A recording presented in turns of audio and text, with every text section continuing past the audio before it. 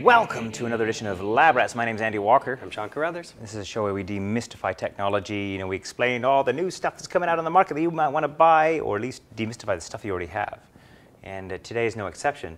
Tablet world taking 2011 by storm. Yes. And everybody seems to have one, including BlackBerry.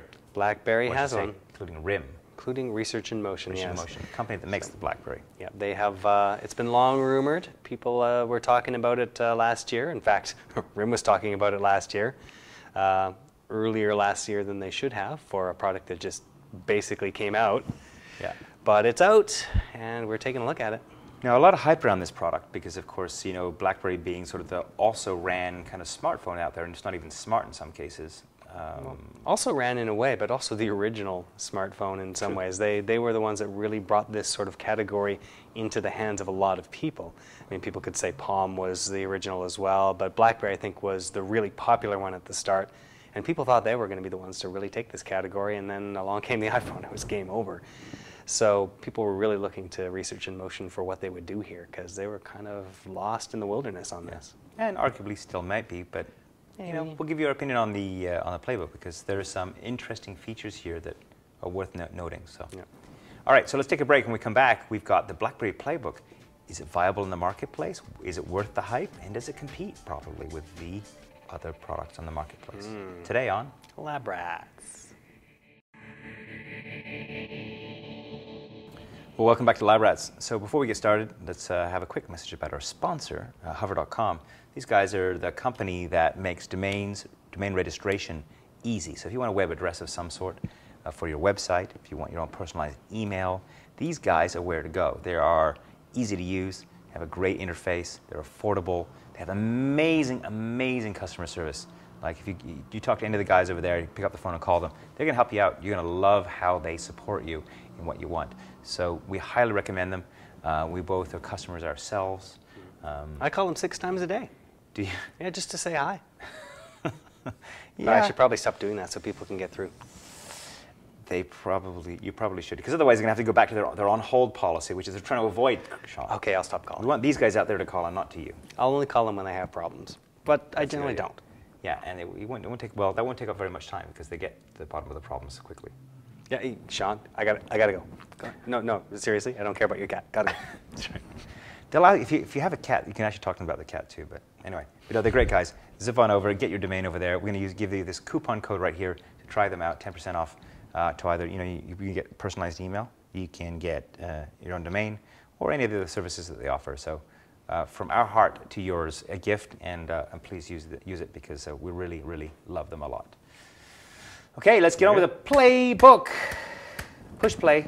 All right, play with the playbook.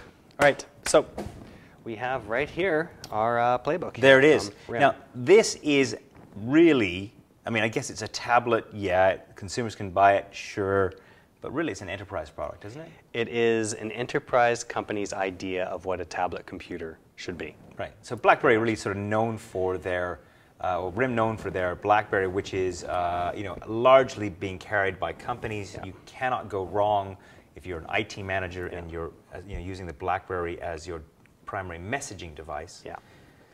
So they have a number of these out there, and yeah, it has been very, very popular as a business device. Right. And so it would make sense for them to serve that audience, right, to actually develop a tablet. So that's what they've done here. Yes. To not great effect in some cases. In some cases. So there's a few things that are really kind of nice about this. So let's take a quick look at the hardware here and show you what this actually is. Yeah. So first of all, you can see we've got our iPad 2 right here, and we've got the playbook right here. It's about half the size. Yeah. Maybe a little bit thicker, but and reasonably heavy compared. It's sort of even up, it feels. So they're putting some really heavy-duty stuff inside here. So, but it's kind of compact, and a lot of people have been talking about this kind of form factor for a while. So the iPad is 9.7 inches. The BlackBerry PlayBook is about 7, so much smaller form factor, a smaller screen, more compact. You can put it in more pockets. Like if you have a big jacket that has big pockets in there, you might be able to carry that around. This, not so much usually. You have to get a special carrying case for it, for the most part. Okay. So good-looking screen, good-looking overall user experience. It has a few quirks here. So One thing that it's throbbing. It's throbbing. Yeah, we've actually put it into rearrange mode. So just like all of the other tablets, you can actually move things around on the screen if you hold them down. Jiggles. Right. So the one neat thing about this, as opposed to say, I'll just move our iPad out of the way because we're not talking about that anymore. So the one nice thing about this, no buttons you'll notice on the screen itself. So when you want to get its attention, you just tap it to go. And you don't tap that button like you would on the iPad or on an Android device to do things. It actually uses the bezel around the outside. So you have the screen here. So you notice you have touch-sensitive screen here. It is multi-touch capable. The bezel being this black bit right here. The bezel around the outside. So if you want to do things here, you actually move in from the bezel. So for example, if you want to get to your settings, you'll go from the top here down, and there comes your settings. Clever. And then go down again, and it'll go away. If you want to see more at the bottom, you go up from the bottom bezel, and up it comes. You can go up again if there's more, or if there's not, it'll just retreat back there.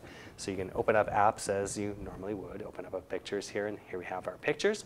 Now if we want to go to the multitasking menu here, we just swipe up from the bottom, and it has a little card-based thing, sort of like WebOS in a way. And then we can go and open up something else. So we can open up the camera here, and that'll open up now, and we can see back here. We can swipe over to the other side. We've got two cameras on here, as you can see. One that points face forward for video conferencing. That's a 3-megapixel camera, and one on the back here that is 5-megapixel. So there's our pal Paul. Hi, Paul. And you can actually see Paul inset in the screen on the screen as well. So, anyways, cool. High-resolution cameras on here, and the ability to flip back and forth. So it's a multitasking and conferencing device in that regard. So again, we can scroll up here from the bezel, and that'll get into the card thing. We can move back and forth into our apps like this. Now we can go back into this and tap it. Or when we're actually in one of these functions, we can actually go and swipe in from the bezel. So we can swipe that way if there's something in that direction, or we can swipe this way from the bezel and just switch apps. So you have to stack them a bit in your mind to know where they are. So very much a card-based thing. Again, very much like WebOS. Now, apparently the scuttlebutt is a lot of WebOS developers are actually working for RIM right now. Yeah, that's not surprising, looking at the way some of this works. It's not exactly the same experience, obviously, but it does have some similarities. Again, didn't they acquire a company as well? Yeah, so the operating system for this is actually something from a company called QNX, and that is custom designed for this particular experience. So they're not using Android. There was some talk, well, are they going to go with Android? No, they bought another company and integrated that in. So it's very specific to this. Got it. Okay, good. Very cool. All right. But clearly, device designed for the enterprise environments. Now, you were saying that you have to have a BlackBerry for this. You don't have to have a BlackBerry to use it, but the one thing that's really missing from this experience when you go into this, let's go back into here so we can see the applications that are down here, and you'll notice when you take it out of the box for the first time, two key things are missing here, and that's email and that's a calendar. Now, what are two of the things that you need in business? Email and a calendar? Yeah, if you don't have those things, you're lost. Yeah. Now, one of the reasons for this, from the sounds of it, is security. So they don't want people that are losing their BlackBerry PlayBook to expose all of their meetings and their email and all the calendar information out there, because someone gets a hold of that, it could be a competitive disadvantage. I mean, theoretically. That's just dumb. It's dumb. Just lock the thing. Yeah. Make it so that you have to password in. Or remotely erase it or something. Or remotely erase it. But they do have a way to get at this, and what it is you have settings in here somewhere. Oh, you can swipe side to side as well on this as well. But when you go into your settings down here, you have something up here called BlackBerry Bridge. Now, when you enable that, you can actually connect it to your phone here. So now you have your calendar and your contacts over here, and you got your email on the phone. Well, now you can do it on here as well, but only when BlackBerry Bridge is on. Now, the downside, that's not always allowed by your carrier. So if you're in the States, I think that is maybe not so accessible to you now in some cases. So I think it's a dumb move to actually not put those things on here. I'd much rather deal with my calendar on a bigger form factor and actually see my entire calendar laid out on a bigger screen than have to doink around on a tiny little screen and scroll around that way. Yeah. So from a business perspective, it really would have been nice for them to do that. Now, I think a lot of the people that are getting it for the short term now, I think are probably consumers rather than business people because of that. I got it. No 3G connectivity either. no 3G connectivity either, so you can't use this anywhere you are unless you have your BlackBerry and you tether it. It tethers, right? It tethers, and then you can get your data that way. Stupid. Yeah, it does have Wi-Fi though. It has Bluetooth, so you can connect to other devices that way. So you can tether to your phone. So you would tether to your phone using Bluetooth. Yeah. And you can use Wi-Fi if you're in an area that has Wi-Fi to download apps and download, well, not your mail obviously, but any other things that you can download that way.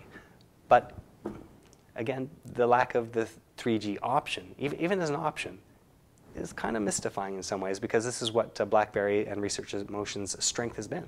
I bet you what's happened is that they've ran into some engineering snags, or they, were thinking about this quickly enough, and they just had to rush this thing to market.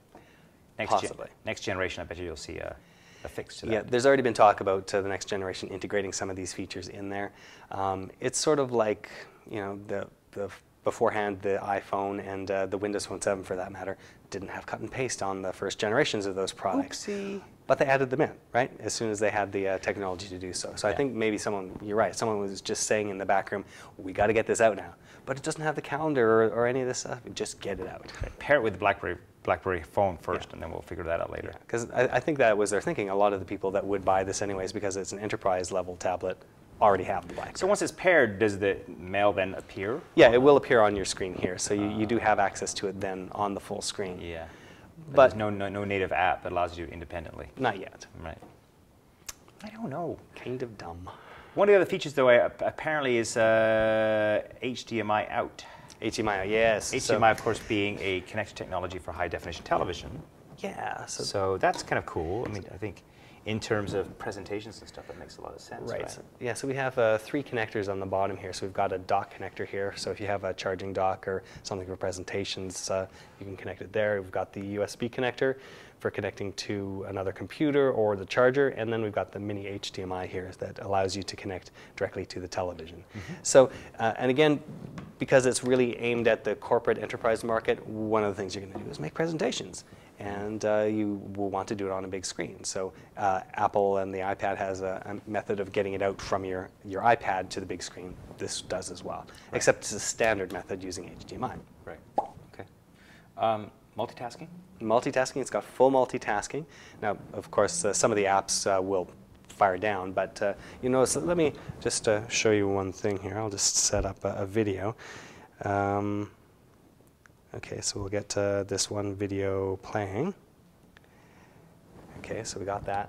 Now when we swipe up, you'll see it continues to actually play in there while the other apps are going in there. That's cool. That was a fairly short video, but yeah, you get the concept there. Yeah. Things will continue to run in that preview window as you have them up. And yeah, it does multitask, so things will go in the background. Again, this has always been one of BlackBerry's strengths on handsets like this. Mm-hmm. Now, that'll suck back your battery power if you forget something's running in the background, of course. So, now the nice thing, of course, is that the battery life, which they didn't talk about back when it first was starting to come out, and people were worried about that, it's actually been pretty good. It's not terrible. Mm-hmm. The processor inside is actually quite good. So you can actually run some really good high quality games. We've got a copy of Need for Speed, which comes on this. It actually looks really good. Mm. So it's not really compromised. So it is not bad. And just some of these weird quirks about it that sort of make it unusable for some users. Yeah, I totally get it. Flash enabled? Flash enabled. It will play Flash good. video. That's one up on Apple. That's one up on Apple. But again, I don't know how huge an issue it is. But when you're going to the web, you don't have to worry about it. That's not a barrier, obviously. Good. And so besides the lack of 3G connectivity and sort of the dorky implementation of just internet in general, is there any other cons? Price. Price? How much? Price. It's $499. Mm-hmm. So you know what the entry level on the Apple iPad is? $499. Yeah. It's a bigger screen, has a bit more functionality, and you can step up to 3G, although that's going to cost you more. But it seems like you're getting a little bit less here for the price. Mm-hmm. Although to be fair, it does have the HDMI built right in. Well, that's about all it's got that I can really see going for it that's a Flash-enabled web experience. It's a higher resolution screen too. Yeah. It's a smaller screen, but it looks like it is higher resolution than the one on the iPad. Yeah. That's going to change. That will change. And when they come out with the iPad 3, it'll be a Retina display almost certainly at this point. And if it goes above $499 at that point, I'll be really surprised. Now you also had an issue with the keyboard on screen, right? The keyboard is not great. Now, if you're going to be entering a lot of text, it's got an on-screen keyboard, and this has been one of the problems with BlackBerry products since they started integrating this into their touchscreen phones, like the Storm and the Torch to a certain extent. The keyboard's not great, and that's no exception on here. It's usable, but there's a couple of weird quirks where you have to dig through a couple of extra levels to find some characters you need, and it's not always as accurate as you'd like, and it looks just a little bit weird too. So, keyboard, not 100% a con, but it's also definitely not a plus to the device. Doesn't sound there's a whole lot of a wow factor going on here. I think there's a lot of potential in this, to be honest, because of the way you interact. It's a really great interaction method for this. If they could just get everything people need on there, like the calendar and mail, and just make it so that there's no real barriers. Like, I mean, why do I have to carry around another device with me at the same time to make this do the thing that I bought it for in the first place? Stupid. Yeah. Oh, well. Okay. Potential, but it's not there yet, I don't think. Thank you, Sean. So let's take a message. Let's take a message. Take a message, Mabel. Let's take a break. When we come back, we've got final thoughts on the BlackBerry PlayBook, as well as clip of the week and your pictures. Welcome back. We're just making silly jokes here on the show. As always. As always. Real quick, I think, before we get into our clip of the week, a future here for the PlayBook, you think? I mean, there's no wow factor. Clearly, it's a very strong enterprise device. I mean, at least it can keep the IT managers happy. Yeah. But I think so. I think once they clear out some of these bugs and maybe drop the price on it a little bit, then people will start to pick it up. Now, the one thing I noted is the price on this, and that's a 16 gigabyte version. There are higher capacity versions as well, so it's got a lot of space. It plays movies really, really well. Just add those extra features in. I think it's a no-brainer as well, as long as it's competitive price-wise with the features on the similar price version of the iPad or one of the Android tablets. Right. You go from the source right there. Yeah. A future for the BlackBerry PlayBook, as long as they fix the issues. Fix the issues, guys. All right. Come on, you're a Canadian company. I want to see you guys succeed in this. Yeah, come on, Fix the issues, We're going to send you some donuts. Maple. Maple donuts. Maple donuts. I want to get a BlackBerry PlayBook toque. Do you? I think that would be cool. You think they have some? I bet you they do. I'd wear one. I would too. All right, so let's take a little clip of the week. Now we're going to do a little diversion here. So let's say you've been an iPad fan and you've been looking at this because you've been waiting and you've seen a couple of other tablets. We have a new one for you. Andrew Crispin on Gadget TV did an episode around the Acer Iconia, which is a really cool little Android tablet that is worth a look. So let's have a quick look at that, and then when we come back, your pictures. Welcome on deck. I'm Matt Harris. Hi, I'm Jay Goldman. Welcome to the A-List. Hi, welcome to Miss Download. So first things first, we have a 10.1-inch capacitive touchscreen on the front here, reasonably bright and sharp. We have a 2-megapixel camera that sits in the bezel over here on the left. We would have rather seen it sitting in the top for video chat, but that really is a small complaint. If we take a look on the back of the device, it's kind of a little bit of a plasticky backing here. We have stereo speakers on either side, obviously. We have a 5-megapixel camera with LED flash, and up here we have a space for expandable micro SD storage. Hi. Ready? So sorry, I was sleeping there during the clip. The clip wasn't that boring. No, it was great. I'm just tired. I'm a tired boy. It's been a long week. So if you want to see the entire episode of the Andrew Crispin Gadget TV thing around the Acer Iconia, you can zip on over to butterscotch.com. You're going to go to this URL right here on the screen, which will make it easy for you. Or you go to butterscotch.com and do a search. But, we'll make it easy for you. And enjoy that, because if you've been weighing up the pros and cons, we've actually done a lot of tablets lately. So keep an eye on Gadget TV for all the hot new tablets coming out. They're big. They are big. All right, so moving on to picture time. Picture time. My favorite time of the show. Yeah, let's tie that in with something we just talked about. So we got this screen in from our friend Tyler, who's in Kansas City, and he actually took issue with something that we said. What did he say? When we did the Android versus iPhone, and we sort of compared Android to Windows. Oh, yeah. He said iPhone is Mac, Android is kind of like the Windows in this equation. Yes. The two biggies battling it out, and he said, Android's not Windows, Android's more like Linux. And really, when it comes down to it, under the hood it is. We were just talking about this more, Tyler, in terms of the perception and where they are in the market, rather Is Tyler a Linux wiener? He is. Well, he's got his desktops here. Here is multiple desktops that he's using. Linux wiener. He is. Come on. You think anybody that uses Linux is a wiener? They are. Are Android users wieners? Yes. Aren't you getting an Android phone? Yes. I'm a wiener too. I know I am a wiener. There we go. So it works. Okay. So there you go. Yay, so Linux. There we go. So we got LabRats up there and a few other desktops. And I don't even know what this is, but it looks very busy. So there you go. He wants more Linux content as well. And admit that we are not necessarily the most versed in Linux. It's not what we do. So we tend to stay away from that because we really don't know. We'll get someone else to talk about Linux at some point. Yeah, that's right.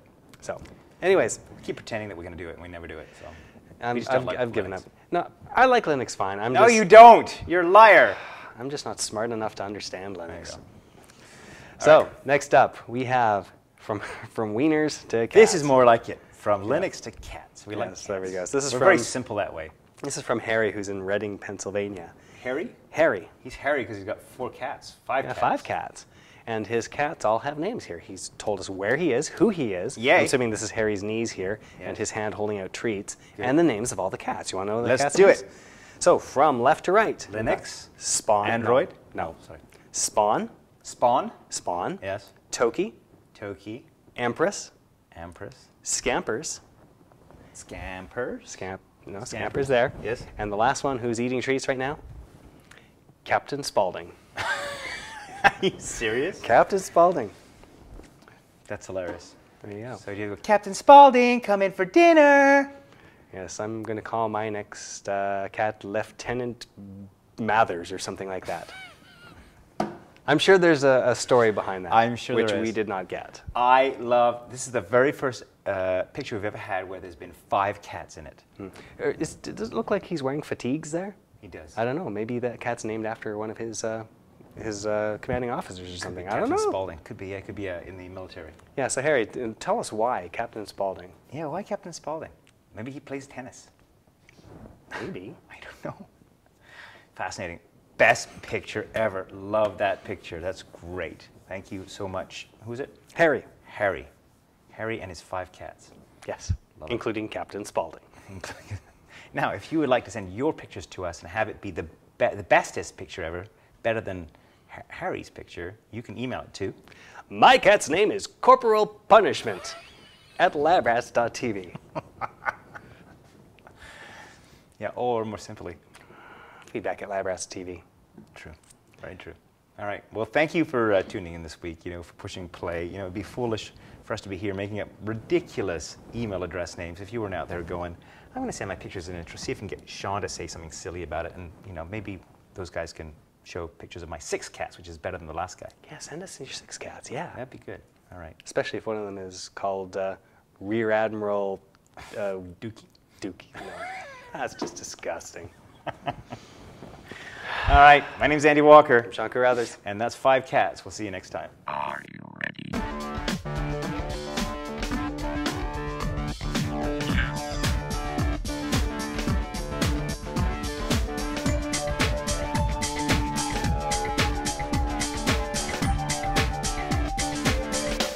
Try this at home.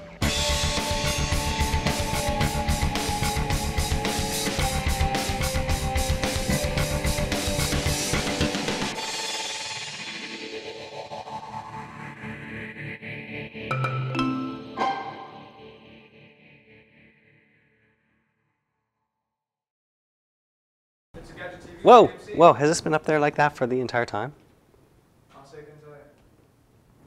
Damn it. Oh well, not that anybody will notice.